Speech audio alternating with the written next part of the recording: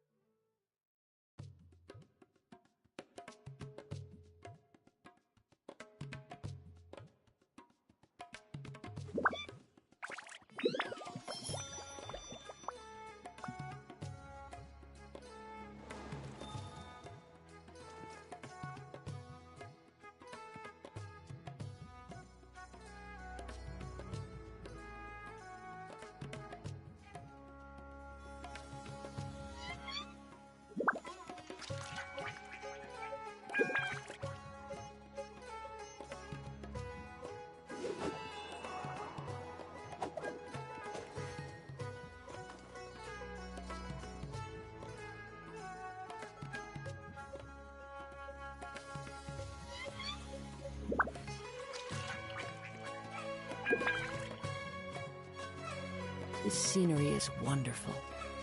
Surely enough to convince anyone to become a wanderer.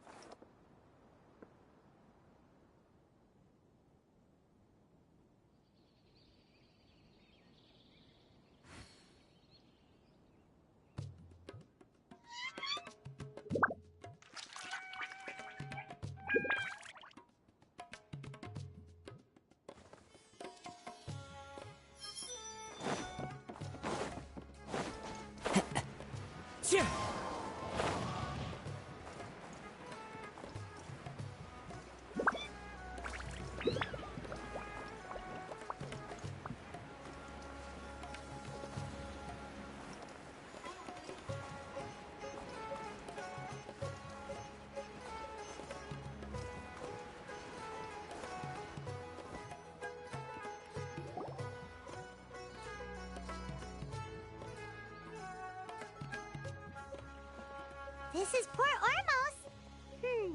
Now where could... Is that Paimon I hear? Huh? Oh, it's been a while.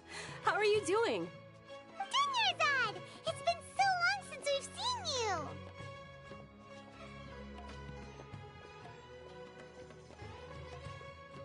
I'm doing well. I can go as far as saying I have never been happier in my entire life. I don't know if you've heard, but Elazar has completely disappeared, and all the patients have recovered. You kidding? Knowing them and the connections they've got, I'm sure they've heard about it. Yeah!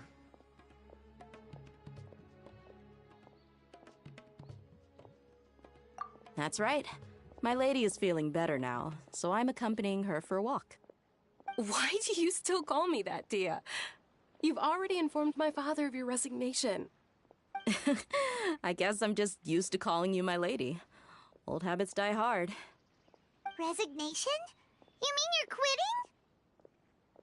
Yeah, I might start losing my edge if I keep being a bodyguard for the Homayanis. You know that my parents and I are fond of you, and that we appreciate you very much. It wouldn't be a problem if you wish to continue to be our bodyguard. I'm not a woman that's easily persuaded. You should know that by now, my lady. When I took this job, I had already decided that I'd quit as soon as you'd recovered. It's time for me to get back out there and chase that horizon. So what are you gonna do now if you're not gonna be a bodyguard anymore?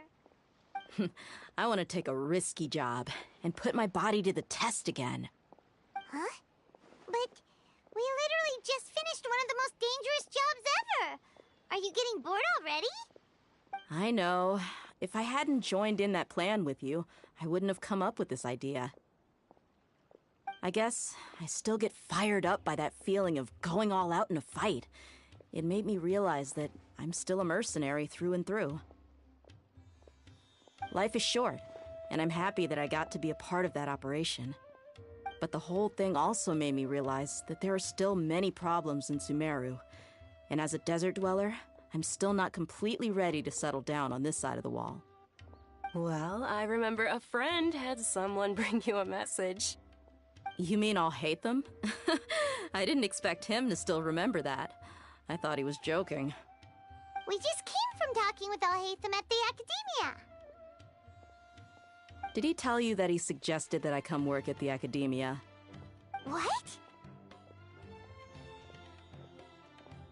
I heard that Azar and his cronies fell from power, and Alhaitham told me that now was a good time to find a job in the academia, but only if I wanted to. Whoa. Paimon can't see you being anything other than a mercenary. Me neither. But I think Dia would look great dressed up as a scholar. Ugh, forget about it. I wouldn't last 10 seconds in there. Alhaitham probably just liked the way I worked and knew I'm good in a fight, so he suggested I find some work in the academia.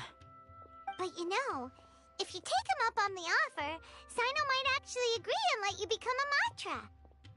Because you're super amazing! The Matra have all the talent they need as long as they have Sino. I prefer to be free to live however I choose.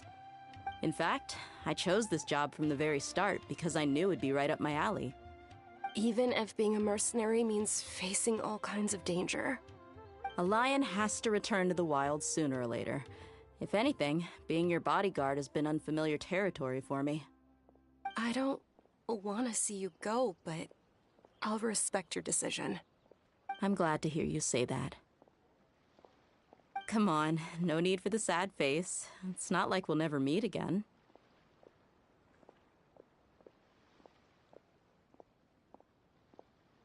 Once the whole Dendro Archon thing is settled, everything in Sumeru will take a turn for the better.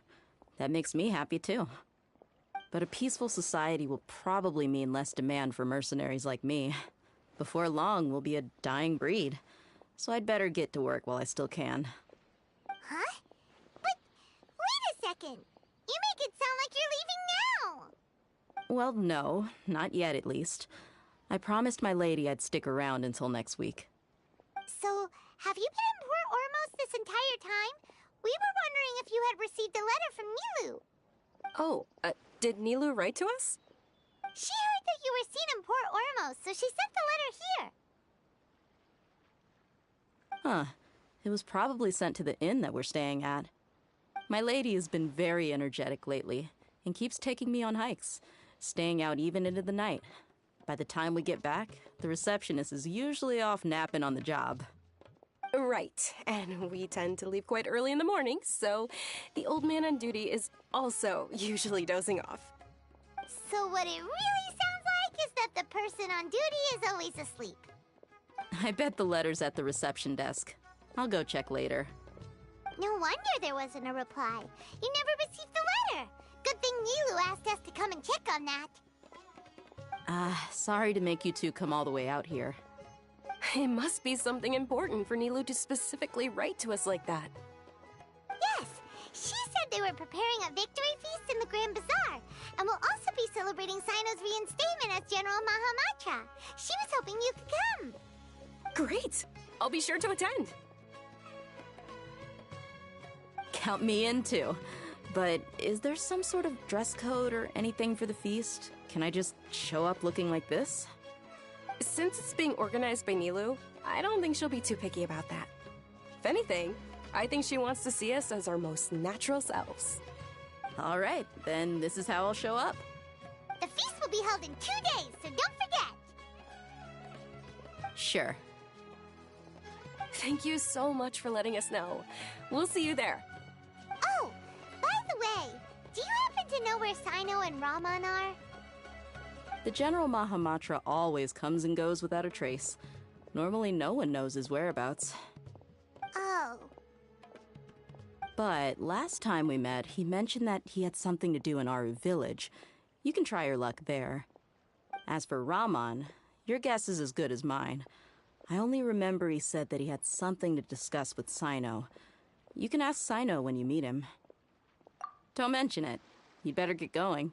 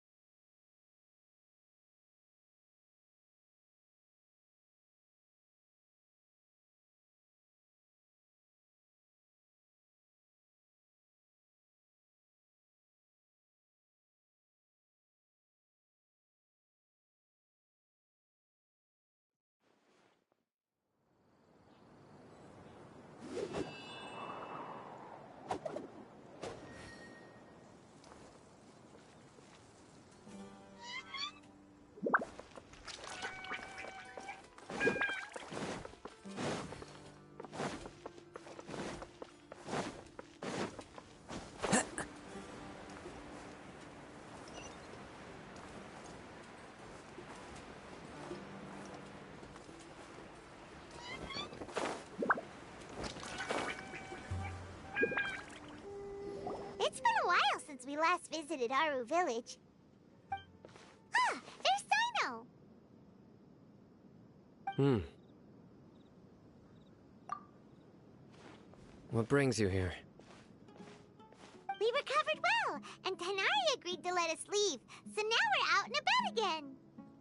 It seems Gandharvaville's medical treatment is still as good as ever. And Tighnari is recovering well, too. That's good to hear. Yeah, you're the one who brought us to him when we lost consciousness, right? Thanks for that. You're welcome. Tighnari has excellent medical skills, and Kale is quite attentive. It was the best place for you. But why are you just standing here like a dead tree? I'm meeting some people. Oh, you mean Candace? I've already talked with Candace and the village chief. They're still at the usual place. You can go there if you'd like to see them. But you know one of the people I'm meeting as well. Oh, by King Deshret's blessing, my friend suddenly appears in the desert. Don't tell me you've run into trouble and need us to help now. Roman! And... huh? Setaria? Oh, you know me? Oh, well, you're pretty famous in the academia. Don't worry, these are our friends. No need to be so guarded. I see. I'm doing well. Many good things have happened recently. Same here. Really, I feel that my whole life has started to shine after suddenly finding a new direction. Oh, tell us everything. Yeah, you go ahead. Alright, well, I suppose I should start by saying... I've decided to leave the academia. What? It's not that I've given up on being a scholar. Instead, you could say I've found a new identity. I will no longer pursue research like a typical scholar, but I have not completely given up on my relationship to knowledge either. I can see what you're saying now. What do you mean? I plan to leave the academia and return to teach here in the desert. Wow, so you want to become a teacher? Setaria will return to support education here and teach people from the desert. She can't teach everyone on her own, but there are many of us Eremites all over Sumeru. She came to discuss a collaboration with me and hoped that I could bring her ideas to the Eremites. Yes, it's my hope that the Eremites can help me select a group of smart people with the best aptitude for teaching. I'll teach them, and after they've finished learning from me, they can go educate more people.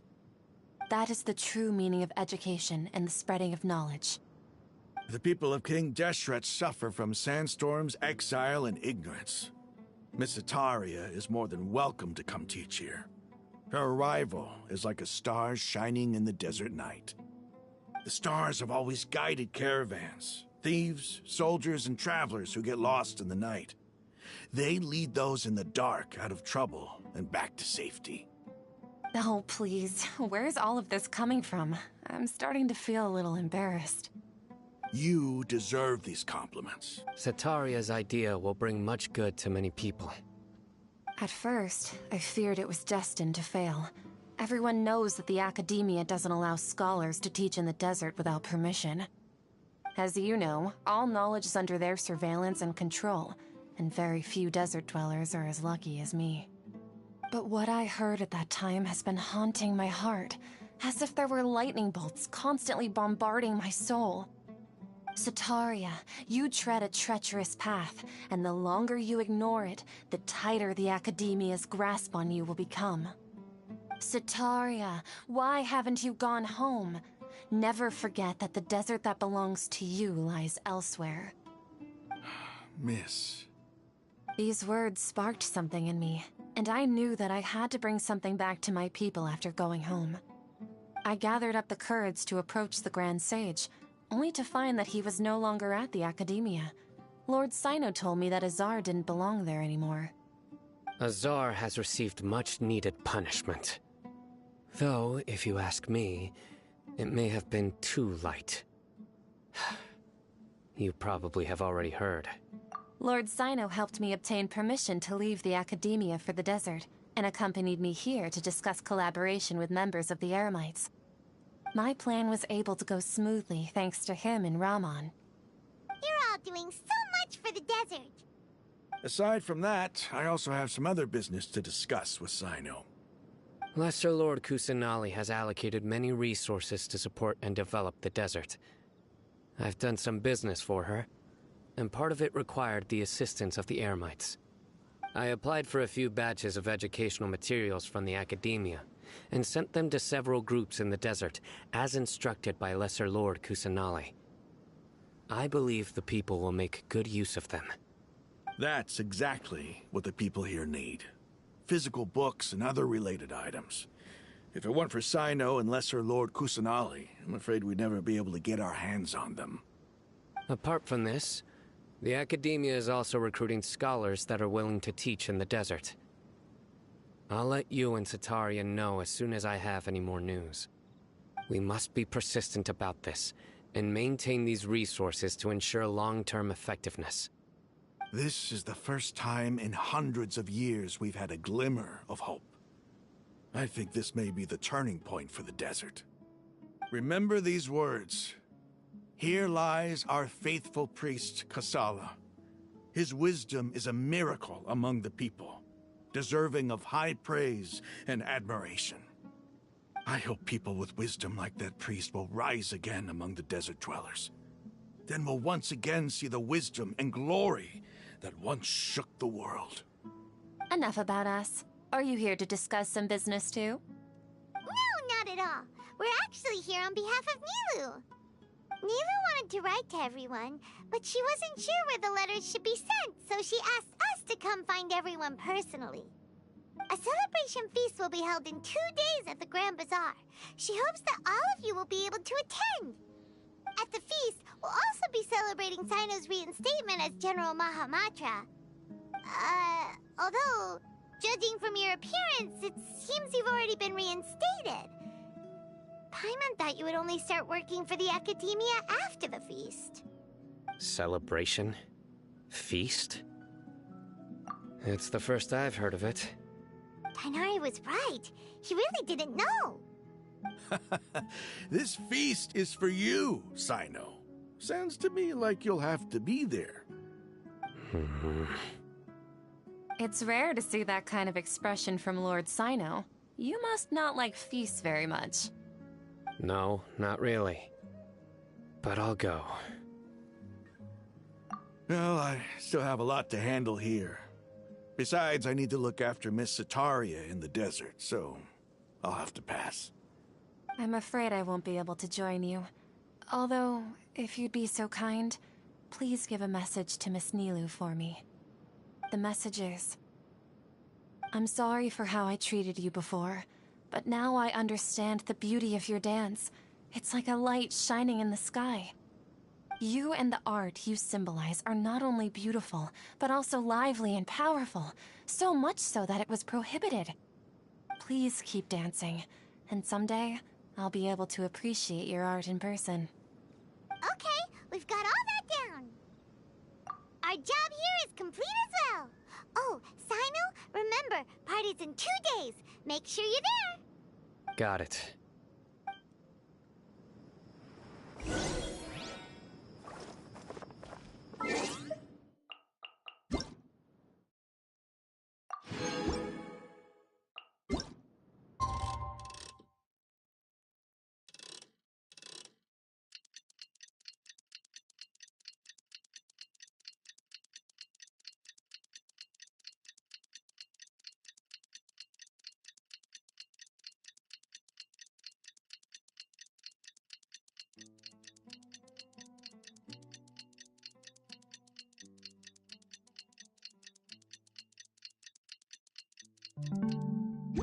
There are leaves around. Today's the big day. Let's go to the Grand Bazaar and see how the celebration's coming along.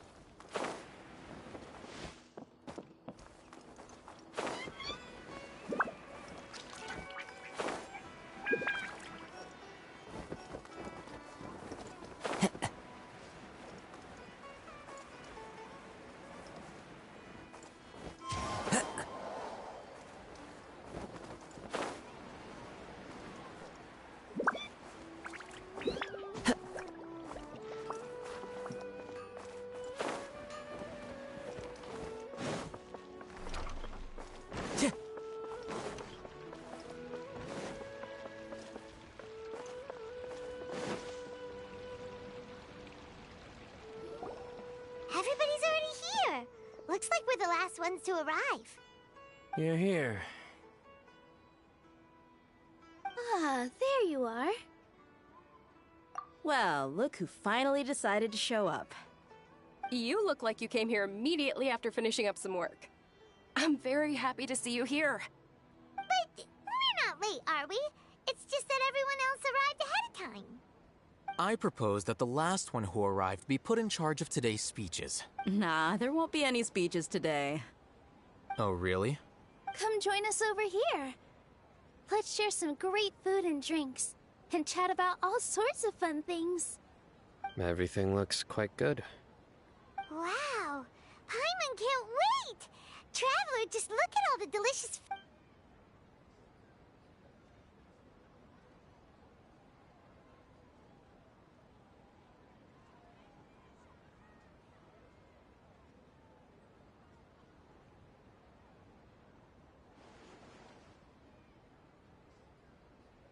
Whoa! It's so delicious! The food was specially prepared for you by everyone in the Grand Bazaar. And we have gifts that were sent by the residents of Sumeru City when they heard we were holding a feast. Everyone that came said that you saved Sumeru, and wanted me to thank you all on their behalf. Ah, feels kinda nice to be seen as a hero. I could get used to this. Being a bodyguard is also a hero's job. You've always been amazing, Dia. My lady sure has a way with words. Thanks. I'm glad to hear it. And I'm happy to meet everyone that participated in the great plan. Don't mention it. Come to think of it, we've really done something impressive together. It's unbelievable. We owe it to our abilities. And luck. Really? Why do I remember everybody thinking that luck was against us and feeling like we hardly had a chance of succeeding? That's how I remember it too. It's luck that brought us together, and it was luck that let us form a team. Then, it took even more luck for us to formulate a plan and implement it successfully. Moreover, judging from the results, everything worked out well. Yeah, everyone gave it their all when it mattered most. It was almost like a performance. We took the stage and put on our best show. Everyone played their part, and thanks to everyone's efforts, the performance was a great success. So, would you say we're good actors too? It's such a blessing that Lesser Lord Kusanali was able to return to power at the Academia. Yes, even after being abandoned and neglected so many times, she's finally returned. Uh-huh. Lesser Lord Kusanali once used all her power in a great disaster, which resulted in her losing all her wisdom and memories of the past. The Academia basically abandoned her because of it. This should be something everybody should remember. Huh? You look surprised. I didn't say anything wrong, did I? No, everything you said is correct. That's good. Something wrong? Yeah, what's with that face? You knew all of this already. Even if those two giants of the Academia are here, I still have to say it. Those sages really have some nerve. 500 years ago, Lesser Lord Kusanali used all her power for the people of Sumeru, and what did they do in return?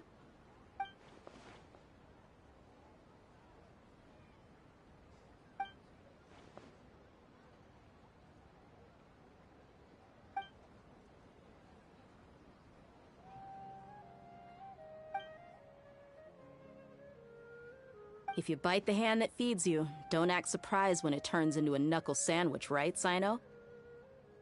Perhaps I shouldn't say this, but their treatment of Lesser Lord Kusanali calls for a more severe punishment. You could simply tell Lesser Lord Kusanali that you wish to have Azar and his accomplices severely punished. I respect our deity's decision, and won't interfere in any way. While we're on this topic, why didn't you accept the Academia's invitation to become the Grand Sage? Are you trying to say that I'm fit to be a sage? Not at all. But every person handling the selection process has said that you are the most suitable candidate to lead the Academia right now. Why? Because he dethroned Azar from power? Could you try to put it another way? This is a good thing, yet you're making it sound like I overthrew Azar for my own personal gain. But seriously, though, I always wondered if you had some personal motives behind it. I did have my own motive, but it had nothing to do with being a sage. If the rules of our nation were suddenly cast by the wayside, then it wouldn't be long until chaos ensued. I had no intention of letting their dreams disrupt my life. By that, you mean your life working as the Academia's scribe. Precisely. Wait, is that all? So, that's the only reason why you joined us and came up with all those plans? It's reason enough. You've certainly got quite the personality. You flatter me. All right then. How about you? You've already resumed work as the General Mahamatra, right? That's right. Will you be happy with that life? It's not about being happy. There are merely a lot of things that I must do. Even so, keep your spirits up and try to be happy, okay? And try to smile more every day, just like I'm doing now. Thank you. I'll keep that in mind.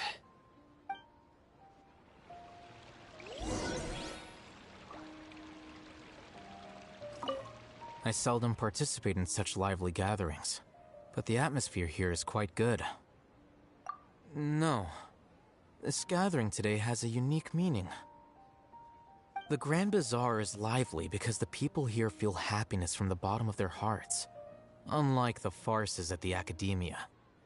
That happiness is an emotion that'll be forever alien to those bookworms who have driven themselves insane by studying. I seem to have taken both keys when I left the house. Oh well.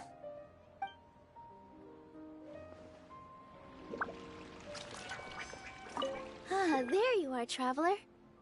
Well, how is it? Are you enjoying the feast today? If there's anything you're unhappy with, just let me know. I'll be sure to take note of it. That's good. It's the first time I've ever invited so many exceptional people to one place. I was a little nervous myself. You see, every guest here is quite extraordinary. It's unbelievable that we've got everyone together here. Almost like a fairy tale. Make sure you live it up tonight. I'll be happy as long as you're enjoying yourselves. I'm honored to have her think of me this way. If I have a chance in the future, I would really like to invite her to one of my performances. I can't explain why, but I just feel elated right now. Thank you.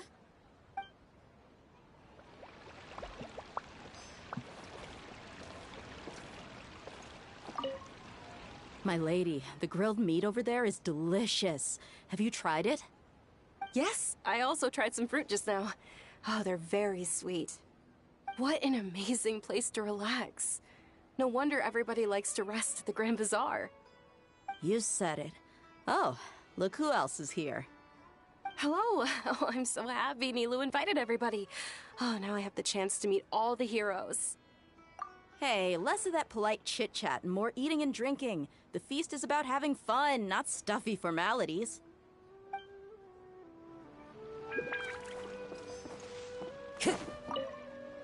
The atmosphere here is good. And everything is delicious. Yeah. I don't often come to such places. But it feels quite good. I have a lot to handle these days. Otherwise, I could show you around. There's always next time. We're friends after all. This feast is pretty good. I like it.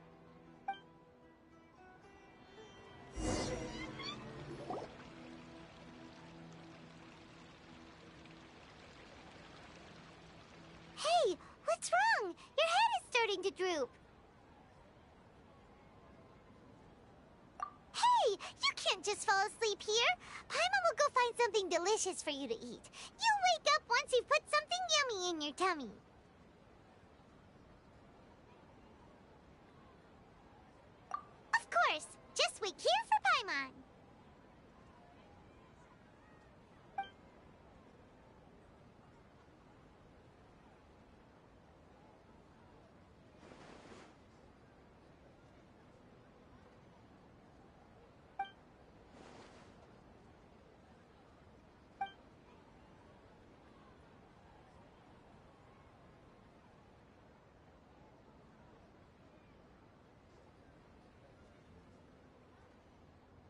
It's me.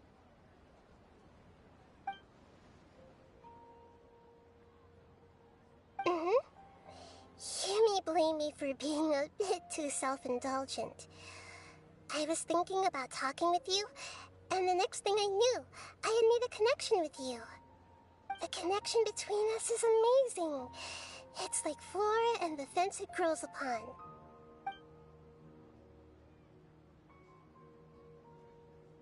I heard there's an amazing celebration feast today at the Grand Bazaar. I wanted to have a look for myself, so I snuck in. Lately, I've been so busy dealing with all the fallout from recent events, so I really haven't had any free time. Although you've already helped me with a lot, there's still one more thing I hope you can help me with.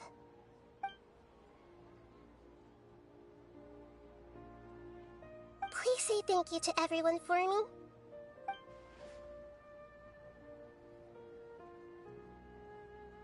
Oh, is it not convenient for you to do that for me?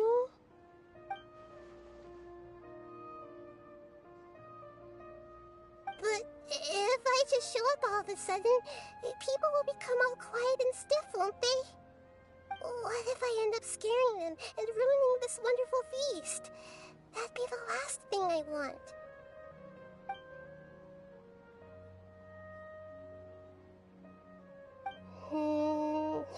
Let me think about it.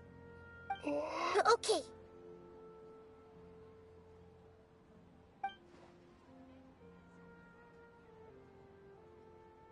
Yes, I have.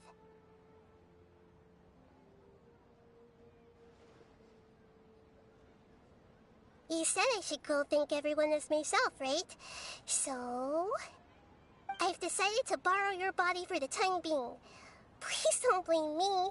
The flora also climbs up to the fence to get closer to the sky.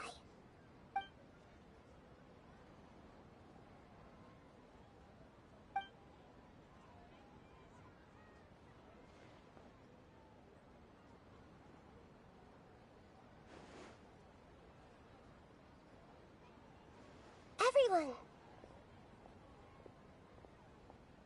Are you awake now? Paimon was just about to bring you the food. It's me. Huh? That voice. Nahida? Hold up. What's going on? I didn't expect to have a conversation with the consciousness of Lesser Lord Kusanali in the Grand Bazaar. Interesting. Is this also a part of the feast? No, of course not. Are you... Lesser Lord Kusanali? Hello, Nilou. You know who I am? Yes, I already know every one of you. Nilou, Alhaitham, Cyno, Dia, Paimon, and Dunyarzad.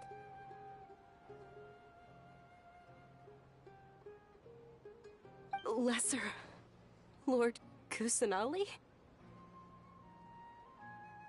I took the liberty of occupying the Traveler's body so that I could thank all of you in person. Thank you so much for rescuing me, even if that meant placing your own safety in peril and taking the risk of becoming enemies with the Academia, the Sages, the Doctor, the Balladeer, and even the entirety of Sumeru. Without you, without any of you, I would have been in a much more difficult situation.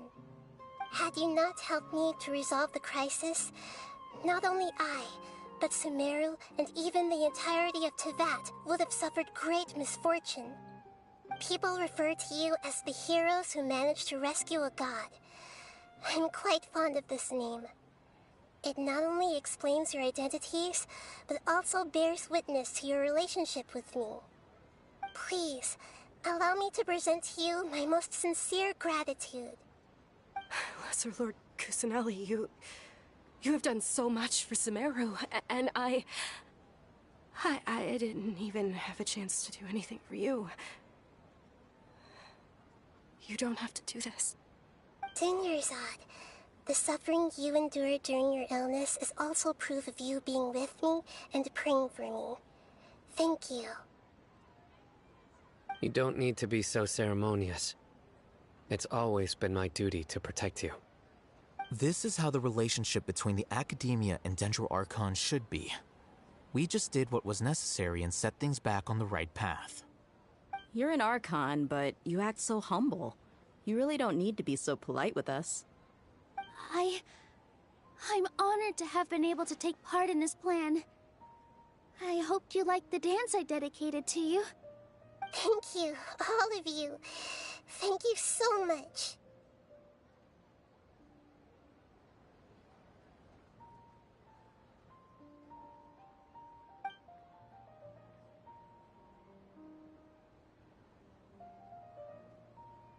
Yeah.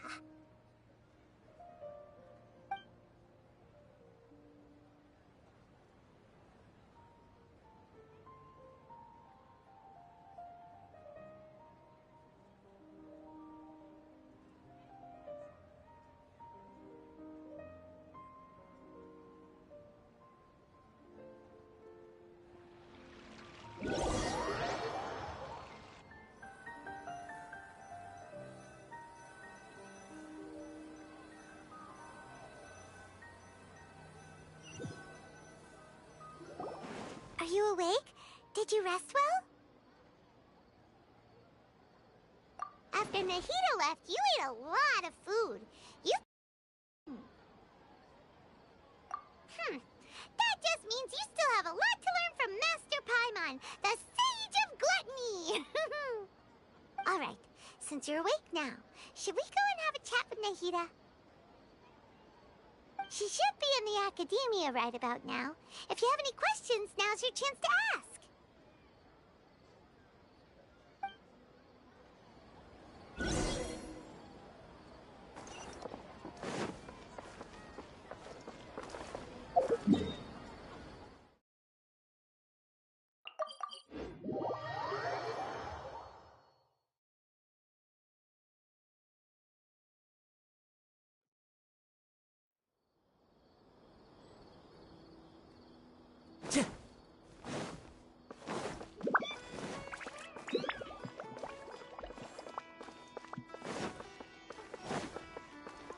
Time to go.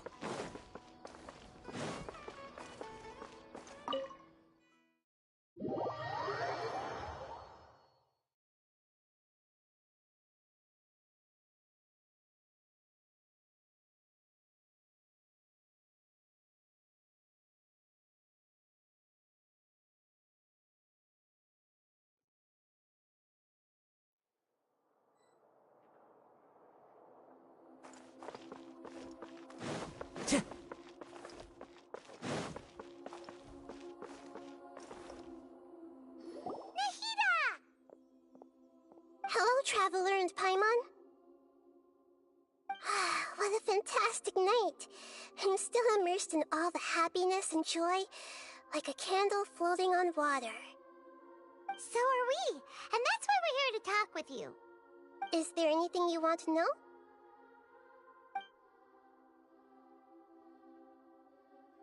After recent events, the Akasha can no longer function as it used to. I've given it some thought, and have decided to shut it down permanently. But this is definitely not a bad thing. Even from the beginning, I've been planning to shut it down. The Akasha's centralized administration of knowledge has always restrained people's curiosity and curtailed the number of paths available to them. I don't think this is good for Sumeru. Although people may initially feel a little uncomfortable with the loss of the Akasha, they will soon understand that this life is more suitable for them. And as for the future of Sumeru, I'm preparing to regain control of the Academia. The former sages have received their punishment, but the new sages have yet to be selected.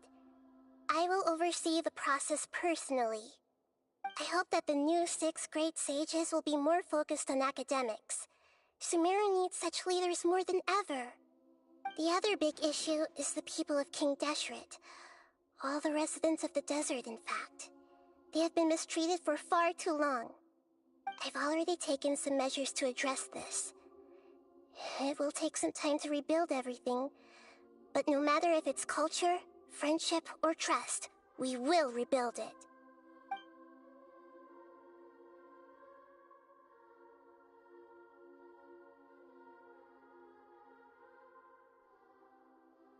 After recent events, I've given it some, but this is definitely Akasha said, although people may initially, and as for the future of Sumeru, the former sages have I hope that the new stick, the other big issue, I've already taken. You mean, what happened after the doctor put you to sleep? You guessed correctly. The top-ranked Fatui Harbingers, up to number 3, possess power comparable to that of gods. I was no match for him in that kind of situation. However, in spite of the bad situation, I still managed to make a fair deal with the doctor. I'm sure you remember the entity that changed your fate, the Heavenly Principles. In fact, the Heavenly Principles has been quiet since the Conria disaster 500 years ago. I used this point as leverage against the doctor. I told him that the Heavenly Principles may be awakened if I destroy the Gnosis. Although it's just a bluff, he still fell for it. I assumed that the Heavenly Principles wouldn't just stand by and let such extensive damage to its laws take place. And as for what I exchanged for the Gnosis, the exchange served as both punishment for the doctor, as well as a boon of new knowledge that I couldn't refuse as the God of Wisdom.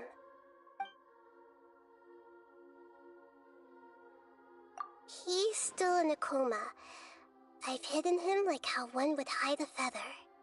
I know you have many misgivings about him, but as someone who had become a god, he has retained a number of very useful features. Don't worry, I'll keep an eye on him and make sure he doesn't do any evil. In addition, there are still some mysteries left in him. Some things may be very clear from my perspective, but he is still yet to understand them himself. His future will be determined by fate.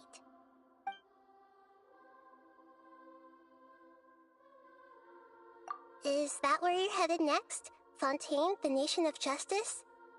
As far as I know, that nation operates in a judicial system. Does their Archon personally judge people?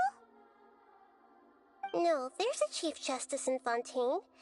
Generally speaking, the Hydra Archon, Focalor, won't preside over individual trials. However, even then, Focalor will still make herself present at just about every trial. It seems that she just likes to immerse herself in that sort of atmosphere. As Archon, she still reserves the right to influence the final verdict. Anyway, let's just say she's got, a very unique personality.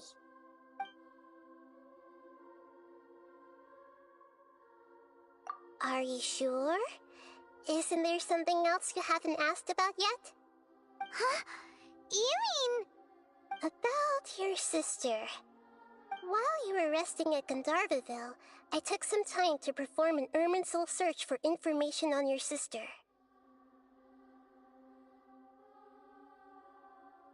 Yeah! Isn't Irminsul a repository for all the information and memories of Teyvat? So there shouldn't be anything on him or his sister. This is true in your case. Irminsul indeed does not have any information on you. However, there must be something different about your sister. Because, as it turns out, the world has recorded information on her after all. What? There is only one possible explanation. She belongs to this world.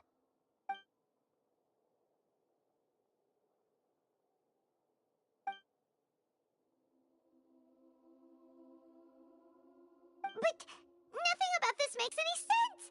Wasn't this your first trip to Teyvat?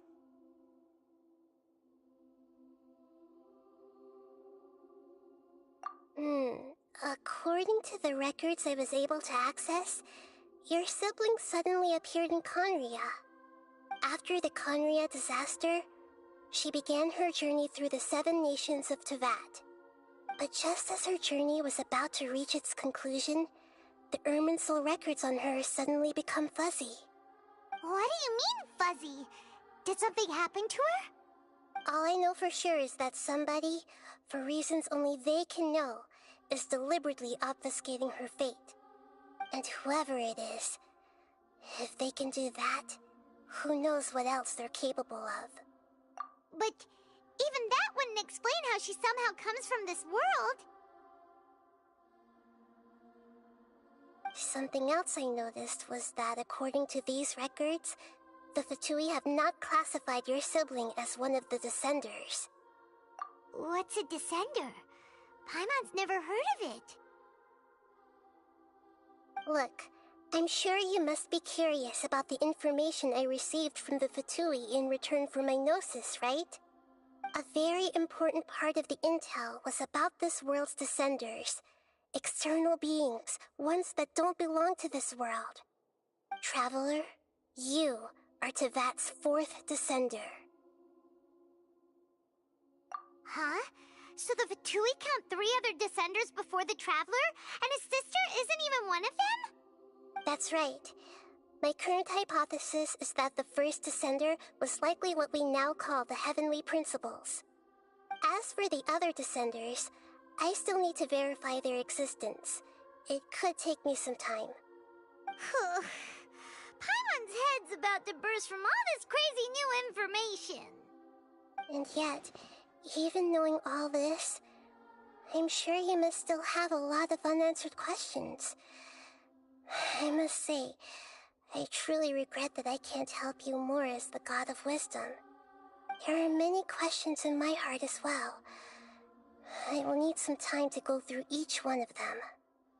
And soon, you'll also begin your journey anew and depart from Sumeru. I'm very interested in your future. It's a journey that can't be observed or recorded by this world. If fate is the ultimate knowledge, then your future will be the ultimate fate. Paimon's sure glad we got to meet you, Nahida. The pleasure is all mine.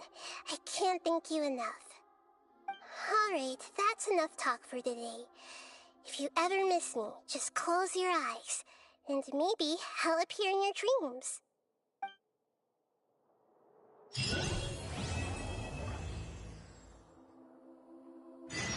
You must have a whole bunch of questions after our last conversation with Nahida. Paimon was ready to ask her a million more questions, but didn't want to seem too pushy. Like, about these Descenders. So, does that just mean people... And as for your sister... so many questions. Let's go find Nahida and see what else we can find out.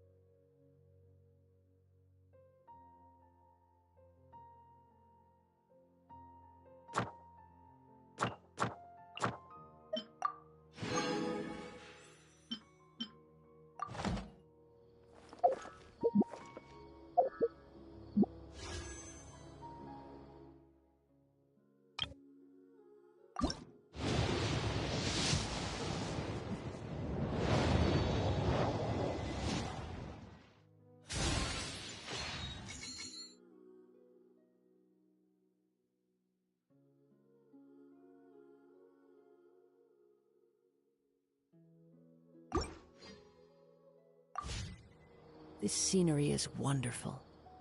Surely enough to convince anyone to become a wanderer.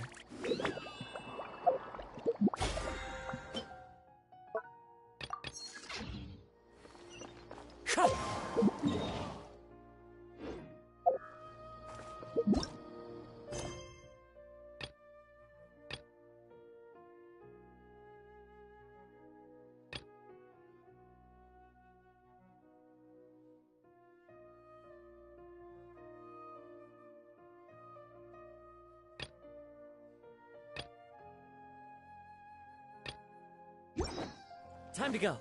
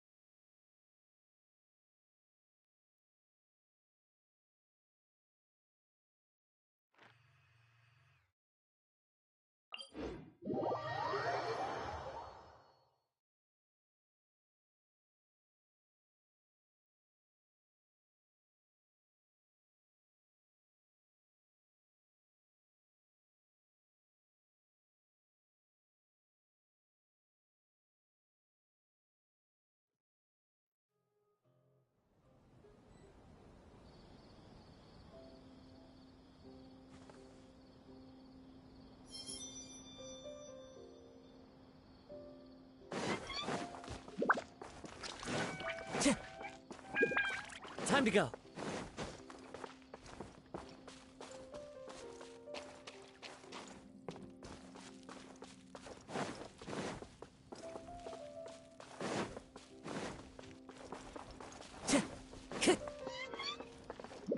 Time to go.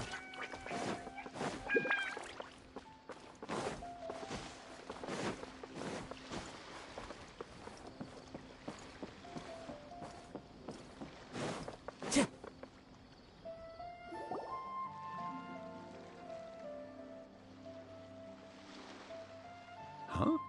Wait, you're that blonde traveler who's on a journey to all corners of Teyvat, right? Who's asking? Do you need something from us? You bet I do. I was worried I wouldn't be able to find you. I have a letter for you, you see. It's from another Outlander. He was a crafty fellow, let me tell you.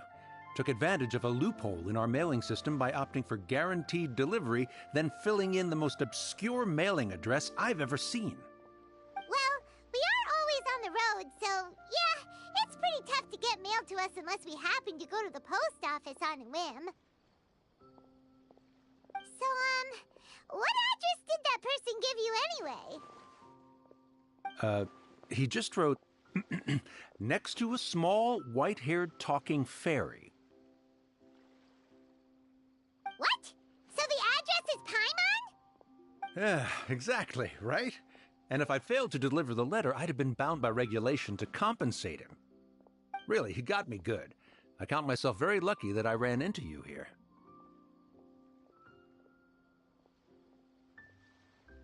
Of course, here it is. All yours. Come on! Paimon wants to have a look too!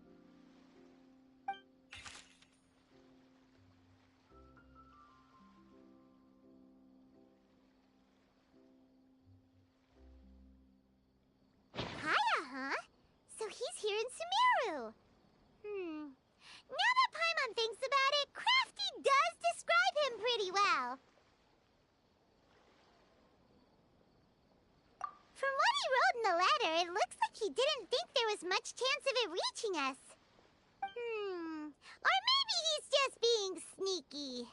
Do you think he's making this sound like a miracle of fate so that we'd have to go meet up with him?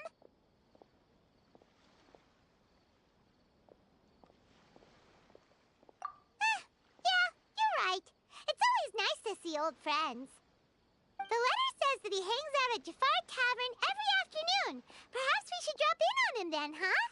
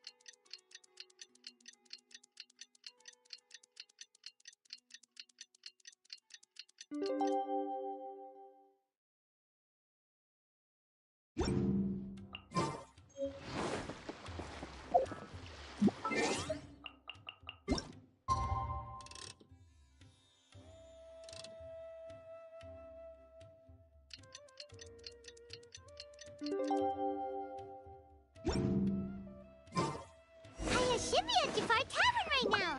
Let's go see him.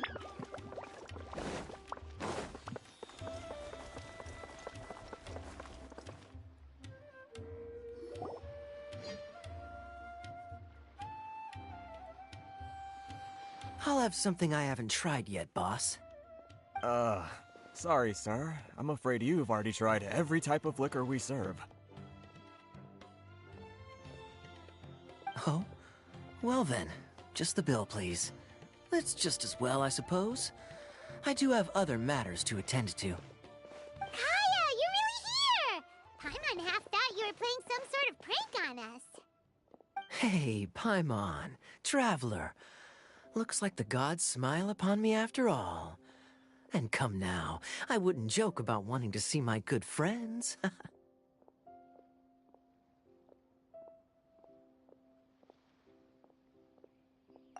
a second. You must be here on official business, right?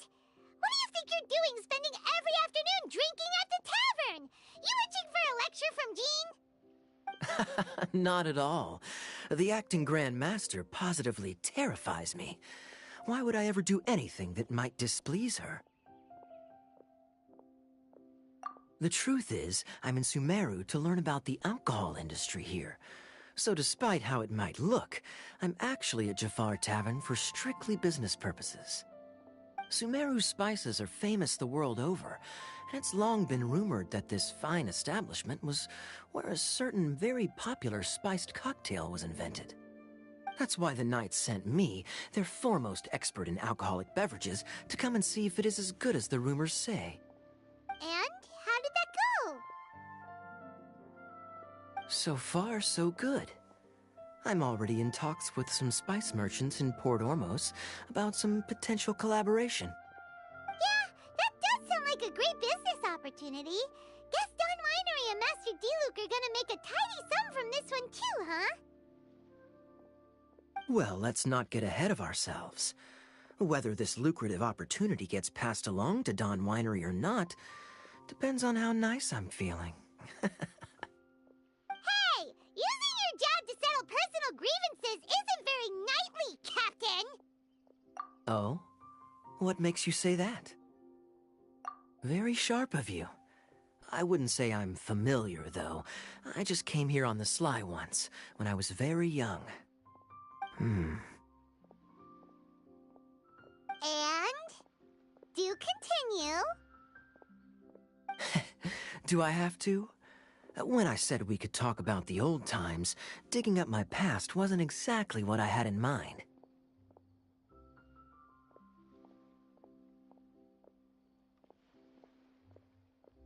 Well, all right, since you're so interested.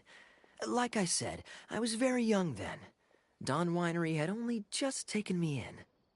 I overheard my adoptive father talk about sending a team of merchants to Sumeru during a business meeting. I'm sure you'll agree that everyone's curious about their roots on some level. And my roots? They're in Khaenri'ah, which is said to have been located deep underground, somewhere near Sumeru. And so I stowed myself away amidst the cargo, and silently joined the merchant delegation on their trip to Sumeru. But it wasn't long before the merchant delegation received news that I'd gone missing. Their leader promptly found me, and before I knew it, my adoptive father was dragging me back home by the ear. It was a short-lived adventure. Sorry I don't have a more thrilling story for you. Honestly, not much. The only reason I knew that Khaenri'ah was near Sumeru is because I happened to read that in a book when I was young. My life had less and less to do with Khaenri'ah as I grew up, and so I started caring less as well. I used to believe that I had inherited some sort of duty from my father. But then I began to wonder. Maybe my father left me in the peaceful land of Mondstadt for no other reason than simply to keep me alive. As well as ensuring that I'd be safely cut off from certain things. The thought that I might be able to actually live a happy life there must have been the icing on the cake. This is obviously all speculation.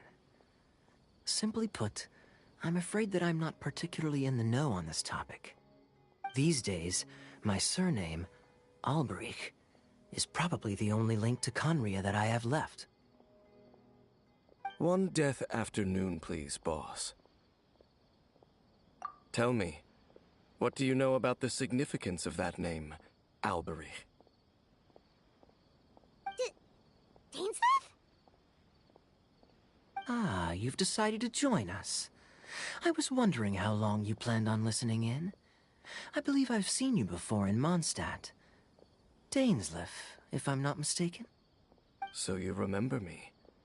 Then we are already acquainted, Kaya Alberich, descendant of the Abyss Order's founder. Huh? What? I take it that you weren't aware of this until now, Kaya. Or you wouldn't have been so forthcoming with your surname. Oh my.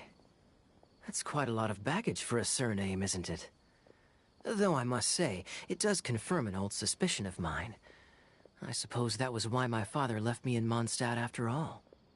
I'm surprised that you take me at my word without the faintest hint of skepticism. Well, perhaps what you told me just happens to answer some questions I carry in my memories. And in any case, I recognize your eyes. You're a pure-blood Conrian, aren't you? Very clever.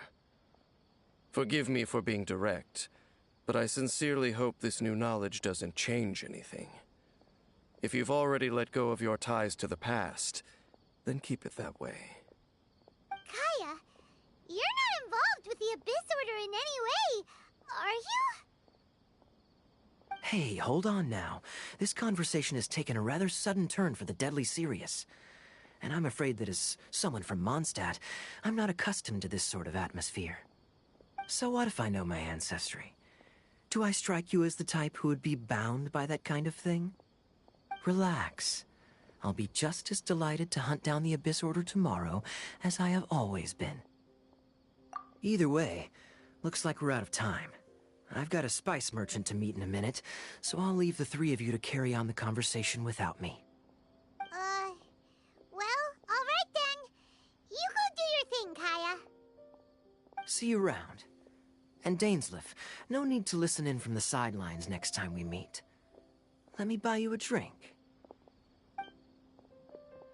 You don't really trust him, do you, Dane? You're both from Conria, but you get on like oil and water. The fact is, I still do not know him well. It would be meaningless for me to jump to conclusions. But can a person truly be unaffected by their ancestry? This remains to be seen. Well, I suspect that they call your sister their princess, precisely because there is a succession of sorts. Oh, so if she was the founder, she'd be the queen, right? I mean to investigate the Loom of Fate. Do you remember that name? Yeah, the Abyss Order's evil plan! We learned about that back in Mondstadt.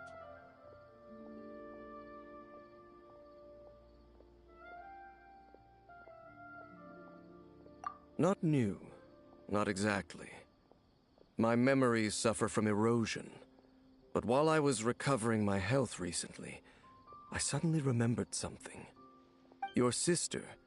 She mentioned the Loom of Fate back when we traveled together.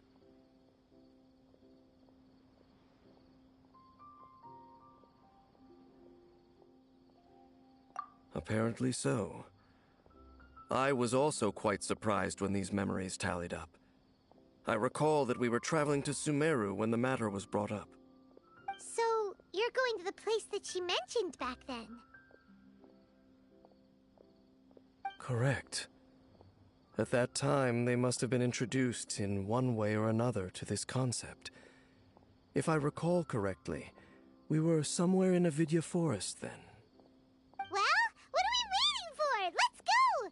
Maybe we'll discover some secret that's lain hidden for hundreds of years! No. Now is not the time. No, it's just... I'm still waiting for my drink. Seriously?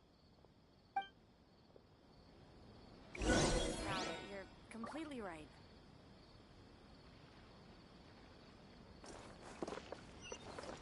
Welcome. Talk to the bartender if you want.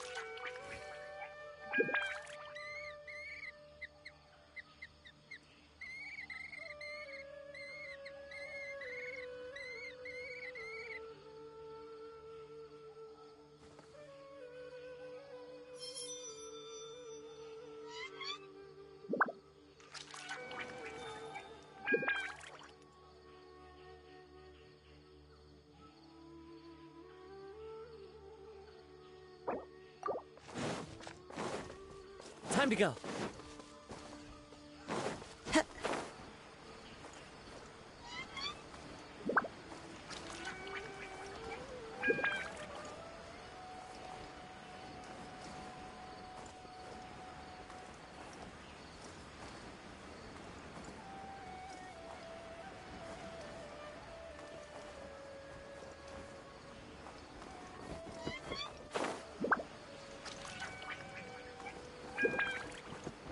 Yeah.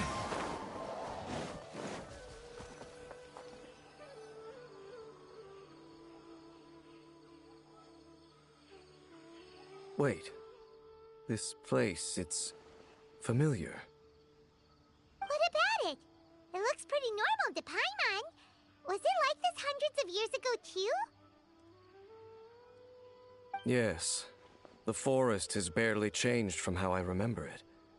There is very little human activity here, after all. Let's search the area and see what we can find.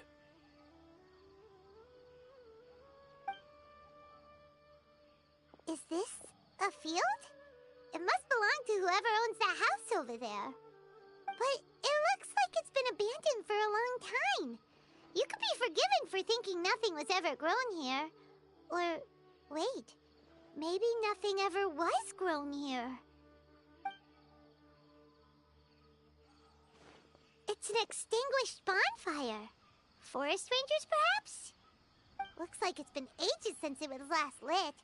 And clearly they put it out carefully to prevent a forest fire, too. That's responsible. Nothing else stands out in this area.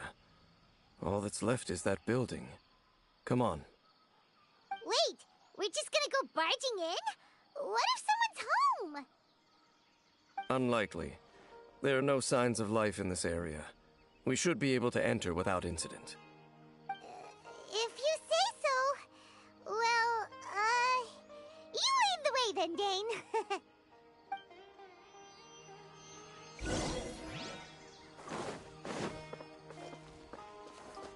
One with nature. Huh. So there really isn't anyone home. Ugh. This place is so dusty. Paimon bets no one's lived here in years. There's a box over here. Why don't we open it? And by we, Paimon means you. Paimon's just scared that whatever's inside might bite her fingertips off.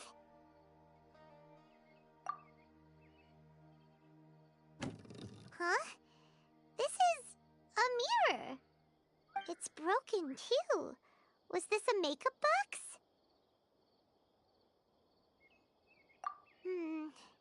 That's kinda disappointing. Paimon was hoping we'd uncover some super big secret, especially after Dane talked this place up.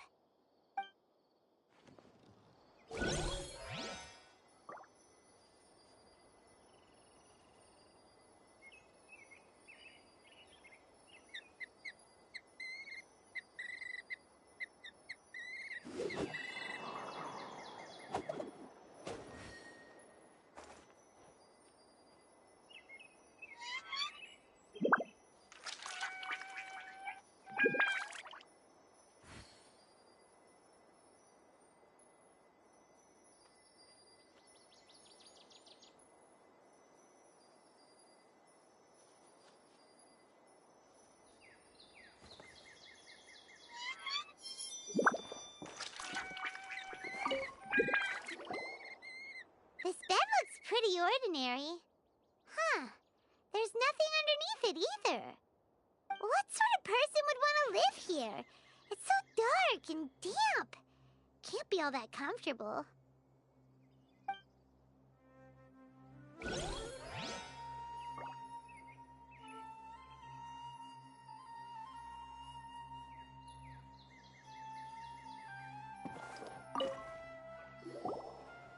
Hey, look! It's a bowl! Guess whoever used to live here liked to cook, huh? Can't you smell it? There's a heavy scent of medicinal herbs in here. Oh, so it's a medicine bowl? Seems you're right. You've got a good nose on you, Dane.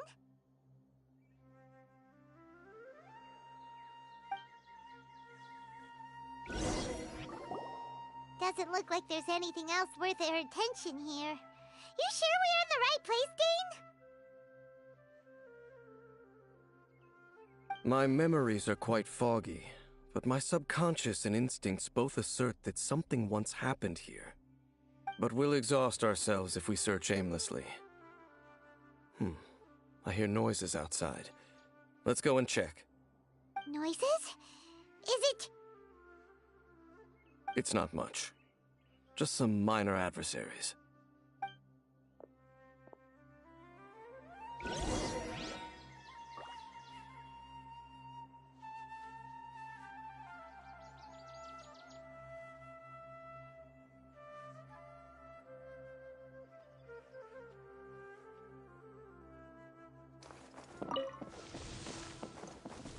Monsters?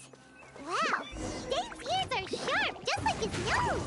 He's in good shape for a 500-year-old. Although for someone who's as full of surprises as Dane, it's hardly a big deal. Anyway, let's beat up these monsters!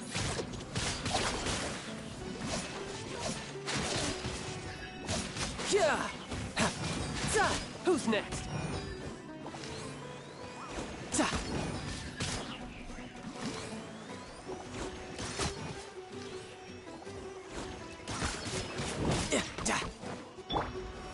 Stabilize!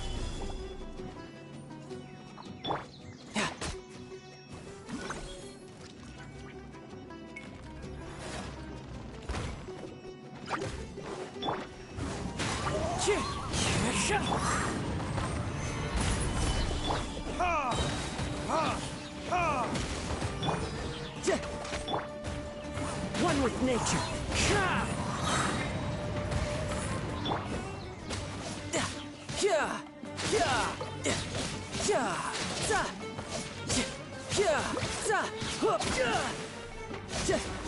Bring it on.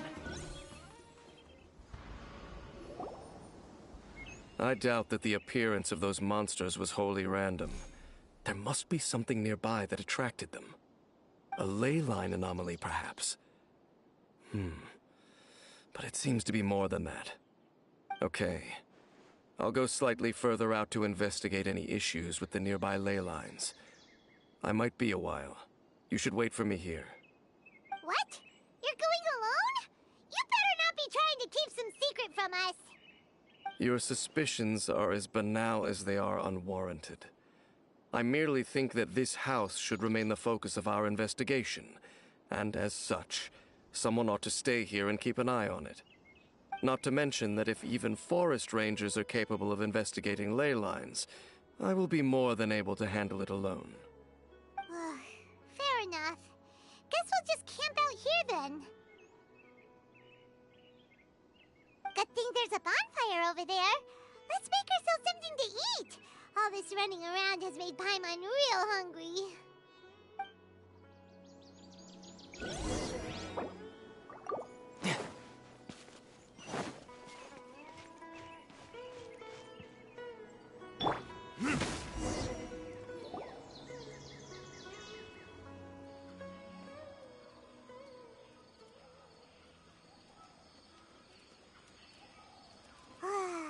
Cooking is as good as ever.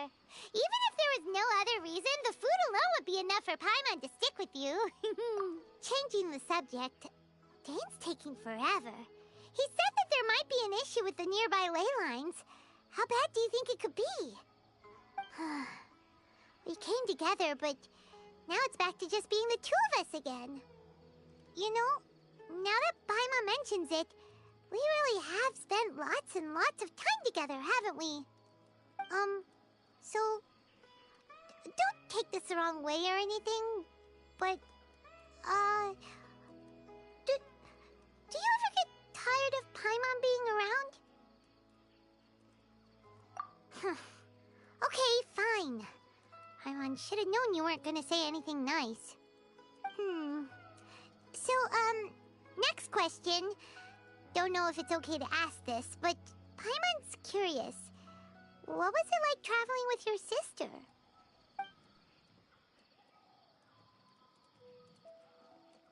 The stars?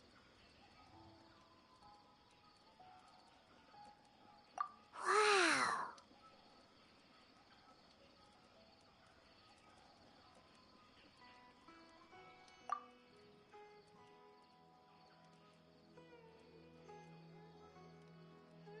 Yeah, Paimon understands. Being separated without even knowing the reason why, it's just terrible. But we'll find the truth together. Sure as Paimon's your guide. Just you wait, Heavenly Principles! And you too, Teyvat! You know what? We've talked too long about this sad stuff. Let's talk about something happy instead, 'cause if you're sad, Paimon will be too. Alright. It's getting dark, so why don't you rest? Paimon will take first watch. Don't worry, no monster's gonna come and eat you up. Oh, come on! Don't say that! Paimon just wants to look after you for once.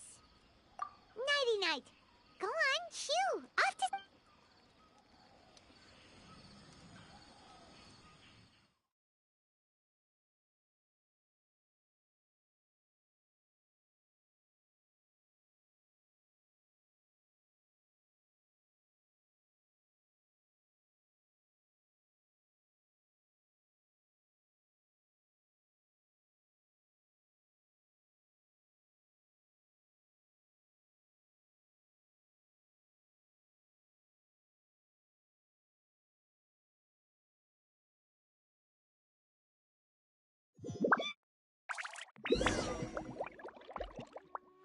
Hey, time to wake up. The sun has risen.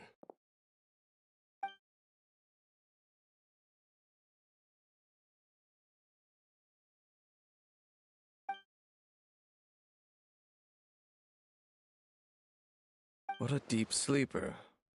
You do know that we need to... Tear stains. You dreamed of your sibling last night, didn't you? All right. Rest here a bit longer then. I'll head into the forest to investigate.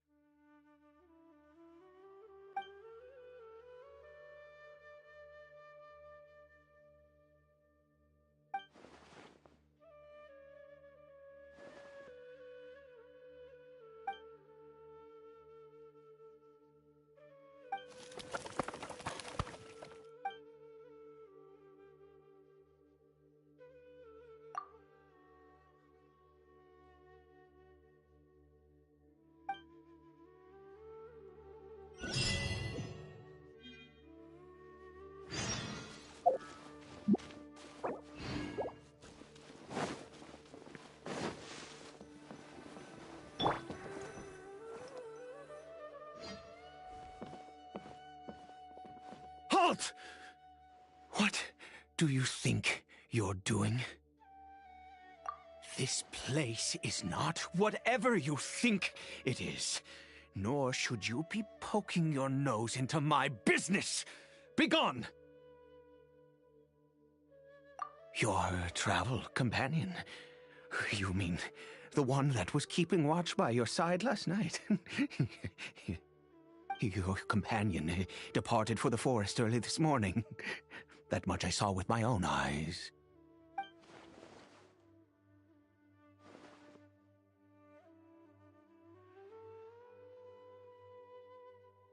What business is that of yours, hmm? All you need to know is that I claimed this place first, and what I do here is none of your concern. Do I make myself quite clear? Leave.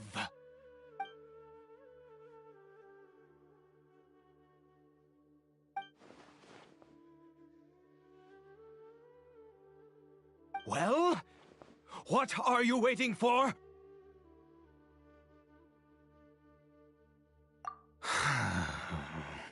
If you must, suit yourself. I've been observing you, and you don't look like a forest ranger, nor someone from the academia. Still, I'm warning you, no funny business. Promise me that, and you can do it. Okay, fine. Whatever. Just move aside. I'm heading in.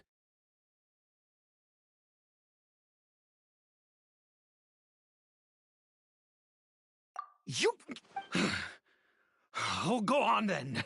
Have it your way. I knew I wasn't going to be able to hide this anyway. Just come in. But no overreacting to anything you see in here, okay? You understand me?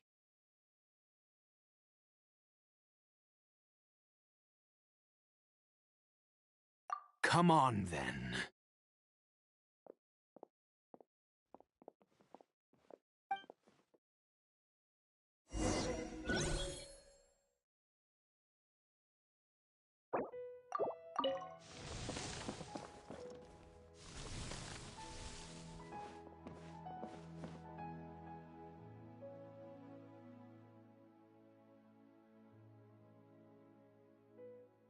Mind your own business. And don't worry, he isn't aggressive. How could he be? He was too young for anything like that. So don't you lay a finger on him. Just find yourself a corner to rest if you're tired or cold. Huh? You know Khaenri'ah? Who are you? Exactly. And how...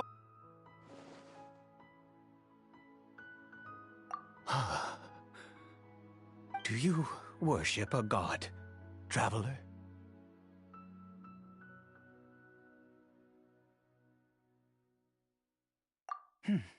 Sounds like you've had an eventful life.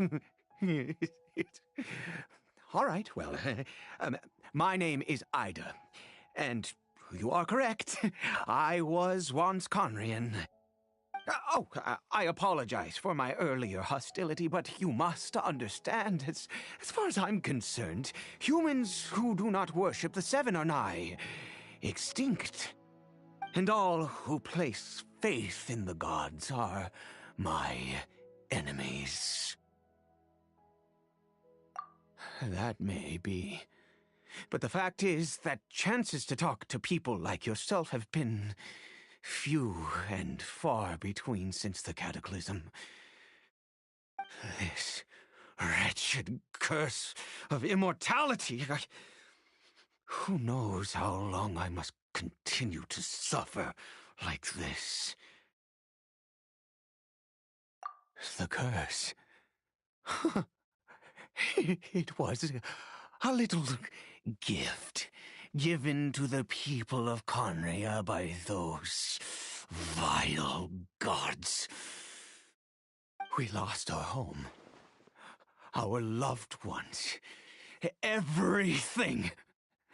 The agony of the Cataclysm itself was already too much to bear, but then came the curse, robbing us any chance of release. All we can do is watch helplessly as our souls erode and our bodies decay.